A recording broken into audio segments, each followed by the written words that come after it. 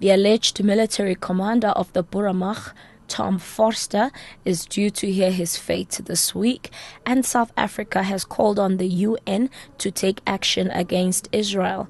Ambusisiwa Khateb with the latest news update. The alleged military commander and leader of the Buramach, Tom Forster, is due to hear his fate this week for his alleged involvement in plans to topple the government. None of the 20 accused have already been found guilty of treason by the High Court in Pretoria, while one accused died before the judgment.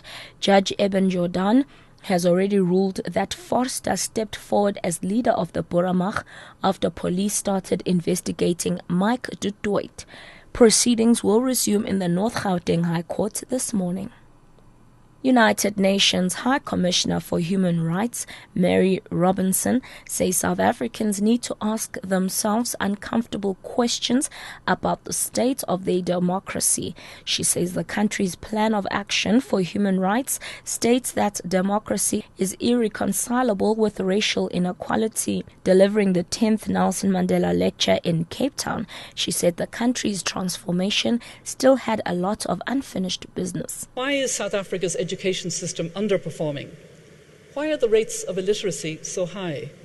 What has caused the culture of non-attendance and resistance to learning? How has such disparity in the allocation of resources been allowed to occur?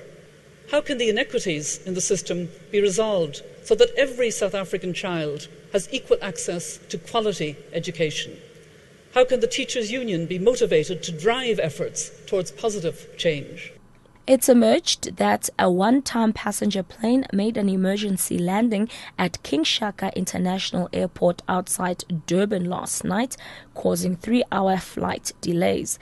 Airport spokesperson Colin Naidu says the runways at the airport were closed from 5 p.m. to 8 p.m. for the emergency landing. He says the runways have now been cleared and reopened, allowing them to catch up the backlog in flights. Naidu says the reason for the emergency landing will be investigated. And lastly, South Africa has called on the United Nations to take action against Israel.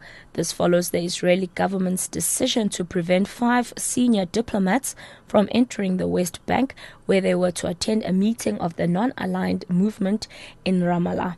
The meeting has since been cancelled.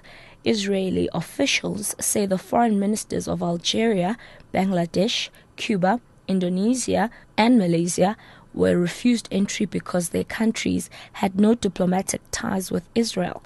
International Relations Deputy Minister Ibrahim says he was also to attend the meeting. So it meant that the delegation as a whole would not go to Ramallah, because it would have meant that more than half the delegation would not be allowed to go to Ramallah.